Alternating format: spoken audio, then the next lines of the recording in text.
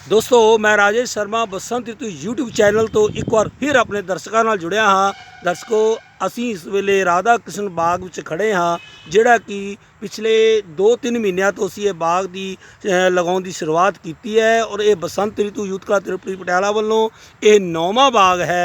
और मैं अपनी गलबात रखा सब तो पहला मैं अपने पूरे भारत वासियों ਨੂੰ G20 ਦੀਆਂ ਜਿਹੜੀਆਂ ਹਿੰਦੁਸਤਾਨ ਦੇ ਅੰਦਰ ਹੋ ਰਿਹਾ ਹੈ और ਸਾਡਾ ਭਾਰਤ ਵਿਸ਼ਵ ਗੁਰੂ ਬਣਨ ਜਾ ਰਿਹਾ ਹੈ ਉਸ ਦੀਆਂ ਮੈਂ ਸਾਰਿਆਂ ਨੂੰ ਮੁਬਾਰਕਾਂ ਦਿੰਦਾ ਹਾਂ ਕਿ ਸਾਡੇ ਦੇਸ਼ ਦਾ ਨਾਮ ਉੱਚਾ ਹੋਇਆ ਹੈ, ਸਾਡੇ तिरंगे का नाम उच्चा होया है, साढ़े फौज का नाम उच्चा होया है, साढ़े सारे भारत वासियों का सिर उच्चा होया है और सारिਆਂ ਨੂੰ G20 की बहुत बहुत मुबारकां।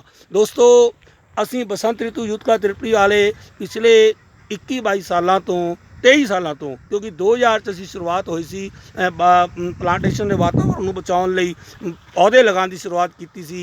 और मेरे नाल मेरे दोस्त मुकेश शर्मा जी ਜਿਹੜੇ कि जिन्होंने कि असी फौजी साहब कहने और लगातार मेरे नाल शुरू तो ही मेरे नाल जुड़े हुए ने।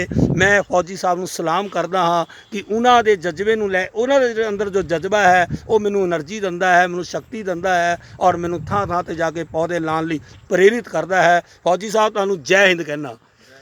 और दोस्तों और मेरे नाल इस समय सतीश जी पतीसे वाले जिन्हों की उरे फैक्ट्री है, बहुत वधिया फैक्ट्री है पटियाले में, उन्होंने नाम है सतीश कुमार जी का, उन्होंने बहुत बड़ा सहयोग दिता है। मैं तुहानू पहला इस बाग की एक मैं तुहानू दर्शन करा दिना। ये राधा कृष्ण बाग है जिहड़ा कि असीं 2 महीने पहला स्टार्ट किया सी और इत्थे पौधे कुछ लगे और पिछे जब हड़ आया, हड़ कारण साडे कुछ पौधे खराब हो गए। अज असीं 2 दिन तो लगातार असीं लगे हुए हैं पौधे लगाने लई और अज मेरी लाडली मेरी सिरू जी की कृपा है, राधा रानी की कृपा है, मौसम भी बहुत वधिया है, बदल छाए हुए ने और मैनू लगता है कि बारिश भी पाएगी, रिमझिम जरूर होएगी क्योंकि ये साडे बसंत ऋतु क्लब का एक इतिहास रहा है कि जब भी असी कोई बाग लगाने हाँ या बाग की शुरुआत करते हाँ तो वो मेरी लाडली मेरी श्रीजू मेरी राधा रानी कृपा करती है तो बरसात जरूर होंदी है। आओ आपां गल करते हैं सतीश जी नाल। ताड़ी तुड़ी लगा दो। दोस्तों बसंत ऋतु यूथ क्लब त्रिपुरी पटियाला ਵੱਲੋਂ फोकल पॉइंट पटियाला विखे असी अज जड़ा ये गुरु राधा कृष्ण बाग है असी 160 पौधे लगाए ने और सतीश जी मेरे नाल खड़े ने और इन्होंने बहुत बड़ा सहयोग दिता है और मैं सारे मैंबरों का धन्यवाद करदा हाँ। लगाओ जी, क्लैपिंग कर दो जी। फौजी साहब उधर देखो। थैंक यू बेटे। परिवर्तन ग्लोबल वार्मिंग एक चिंता का विषय है दोस्तों। पूरी दुनिया के अंदर ग्लोबल वार्मिंग का खतरा वध रहा है, मौसम में बहुत तब्दीली आ रही है जिस कारण किते हड़ आ रहे हैं, किते बहुत ज़्यादा बरसात हो रही है, उथल पुथल हो रही है। पर इंसान हजे भी जाग नहीं रहा क्योंकि जब तक इंसान ने जे ना जागया जद असी कुदरत तो दूर होंगे हाँ तो सानू भी कुदरत वालों एक सज़ा मिलती है। लेकिन सानू सारिਆਂ ਨੂੰ ਚਾਹੀਦਾ कि कुदरत ਨੂੰ प्यार करिए क्योंकि सतीश जी जैसे नेक बंदे इस पटियाला विच ने और वो गुरु के बाग भी पहला साडे नाल लगाया सी उन्होंने, हुण ये राधा कृष्ण बाग उन्होंने लगाया है। हाँ जी सानू असी बहुत बहुत असी तुहाडा वैलकम करते हैं, जी आखते हैं। सतीश जी ये जिहड़ा राधा कृष्ण बाग है तुसी शुरू तो ही बसंत ऋतु यूथ क्लब त्रिपुरी नाल सहयोग कर रहे हो और तुसी असी सारे 2 दिन तो तुसी लगे हुए हो, किन्ने क पौधे लग गए? ये सर जी इसमें कम से कम मेरी तो 160 पौधा लग चुका है। 160 पौधा फलदार छायादार सभी फलदार छायादार फलदार ज़्यादा है, ठीक है, छायादार कट है। तो सतीश जी ये जो आप पौधे लगा रहे हो आप कैसे आपको प्रेरणा मिली? आपका प्रेरणा का कौन सूत्र रहा? देखो भाई भावुक हो जाता है इंसान जब दिल की बात करनी होती है ना तो दिल भी भावुक होता है, इंसान भी भावुक होता है, शब्द कम पड़ जाते हैं। लेकिन सतीश जी मैं आपके जो जज्बा है जो जज्बात है उनकी कदर करता हूँ कि आप बहुत बड़ी सेवा कर रहे हो पर्यावरण की, वातावरण की, आने वाली पीढ़ियों के लिए जो आप सेवा में लगे हो, पौधे लगा रहे हो बसंत ऋतु यूथ क्लब त्रिपुरी के पटियाला से मिलकर या आप अपने अपने लेवल पे भी लगा रहे हो क्योंकि पीछे जो बाग लगा है सतीश जी ने सारा बाग आप लगाया है, उसको सींचा है, वो बहुत बड़े बड़े दरख्त हो गए हैं। तो सतीश जी मैं आपसे पूछ रहा था कि आप तो मैं आपसे पूछ रहा था कि ये आपको प्रेरणा कहाँ से मिली? सर जी, मैं जिस टाइम फोकल पॉइंट यहाँ फैक्ट्री मैंने लगाई है, यहाँ इतना प्रदूषण था कि बहुत ज़्यादा। यहाँ फैक्ट्री के सामने यहाँ जो हमने ये बाग तैयार करा है, यहाँ कम से कम इतना कूड़ा करकट पड़ा हुआ था कि बहुत ज़्यादा।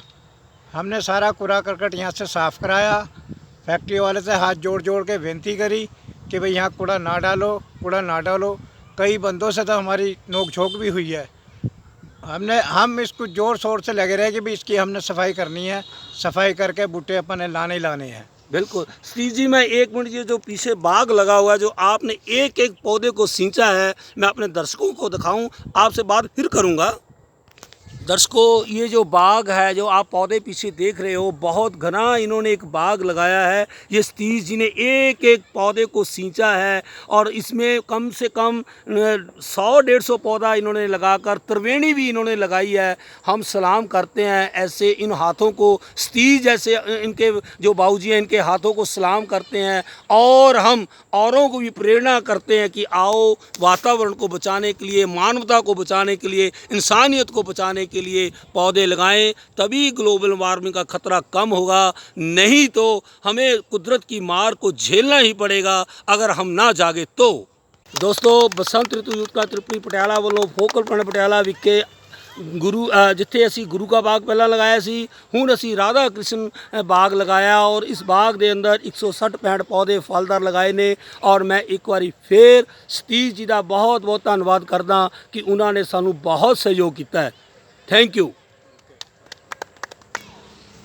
दोस्तों, बहुत ही सुहानी शाम है और इस सुहानी शाम के अंदर अज बसंत ऋतु यूथ क्लब त्रिपुरी पटियाला वालों फोकल पॉइंट विखे अज ये राधा कृष्ण बाग लगाया जा रहा है।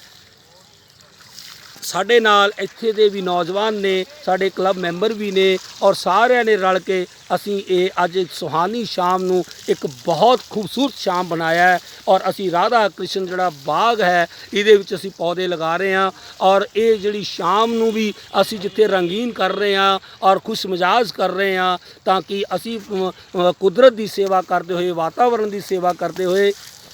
तो ये मैं बात कह रहा सी कि असी इत्थे सवेर तो लैके साढ़े सतीश जी ने इत्थे सेवा शुरू की हुई सी और लगभग अज साडा ये राधा कृष्ण जिहड़ा बाग है कंप्लीट हो गया है और इस बाग के अंदर 165 पौधे लगाए गए ने और मैं सारिਆਂ ਦਾ धन्यवाद करदा हाँ। ये असी जिहड़ा पौधे असी लगाए ने फलदार पौधे ने और बहुत सुहानी शाम है, बदल छाए हुए ने और बहुत ही वधिया मौसम है। और अज असी मौसम के इस वधिया मौसम च ये फलदार पौधे लगा के फोकल पॉइंट के अंदर राधा कृष्ण बाग लगाया है और थोड़े दिनों च इत्थे बोर्ड भी लग जाएगा। और सतीश जी ने और इन्होंने सारे नौजवानों ने इस बाग नूं सींचण की, एक एक पौधे नूं सींचण की जिम्मेवारी भी ली है। मैं इन्हां सारिਆਂ ਦਾ धन्यवाद करता हाँ। जय हिंद। मेरी आपसे बात चल रही थी, मैंने बाग भी ये दर्शकों को दिखाया। तो ये कितने वर्षों से आप लगे हुए हैं पौधे लगाने? ये सर जी कम से कम नहीं तो 5-6 साल हो गए हमारे को। 5-6 साल से आप लगातार पौधे लगा रहे हो? इसमें लगे हुए हैं। बहुत मेहनत करने के बावजूद ये हमारा बाग तैयार हुआ है। बिल्कुल बिल्कुल। अब ये जो दूसरा बाग राधा कृष्ण बाग लग रहा है, ये हम आपके साथ मिलके आपकी बहुत बहुत नहीं, आपने मतलब इतनी हमारी हेल्प करी है, इतने बूटे आपने यहाँ लगवाए हैं, ये इस कारण हम इसको कामयाब कर सके। सतीश जी, मैं भी आपकी बातों से भावुक हूँ और एक पुराना गीत चलता है, मैं उसको ज़रूर एक लाइन गनाऊँगा। मधुबन खुशबू देता है, सागर सावन देता है, जीना उसका जीना है, जो औरों को जीवन देता है, मधुबन खुशबू देता है। सतीश जी, जिस तरह मधुबन खुशबू देता है उसी तरह ठीक आप भी मानवता की सेवा में लगे हुए हो। और बसंत ऋतु यूथ क्लब त्रिपुरी पिछले 23 साल में यूथ क्लब ने 3.5 लाख पौधे लगाए हैं दर्शकों, और 500 गाँव में और पंजाब के 5 ज़िलों में हमने ये काम किया है और ये हमारा काम जारी है। तो आओ तुहाडी गल कराने, साडे फौजी साहब खड़े ने, मुकेश शर्मा जी। हाँ जी फौजी साहब, तुसीं दसो 22-23 ਸਾਲ ਹੋ ਗਏ ਤੁਸੀਂ ਇੱਕ ਇੱਕ ਪਿੰਡ ਵਿੱਚ ਗਏ ਹੋ। ਬਸੰਤ ਰਿਤੂ ਕਲੱਬ ਨੇ 500 ਪਿੰਡਾਂ 'ਚ ਪੌਦੇ ਲਗਾਏ ਨੇ, ਔਰ ਤੁਸੀਂ ਉਹ ਸਾਰੇ ਐਕਸਪੀਰੀਅੰਸ ਨੂੰ ਕਿਸ ਤਰ੍ਹਾਂ ਤੁਸੀਂ ਕਹਿੰਦੇ ਹੋ? ਅਸੀਂ ਸਵੇਰੇ ਹੀ ਇੱਥੋਂ ਚੱਲ ਪੈਂਦੇ ਸੀ ਜੀ, ਮੈਂ ਤੇ ਮੇਰਾ ਦੋਸਤ ਸ਼ਰਮਾ ਜੀ, ਤੇ ਘਰ ਪਿੰਡ ਪਿੰਡ ਜਾ ਕੇ ਹਰੇਕ ਮੋਟਰਾਂ ਤੇ ਜਾ ਕੇ ਅਸੀਂ ਪਹਿਲਾਂ ਤਾਂ 20-30 ਬੂਟੇ ਅਸੀਂ ਦਿੰਦੇ ਹੁੰਦੇ ਸੀ, ਪਰ ਉੱਥੇ ਸਾਨੂੰ ਜਗ੍ਹਾ ਘੱਟ ਮਿਲਦੀ ਸੀ।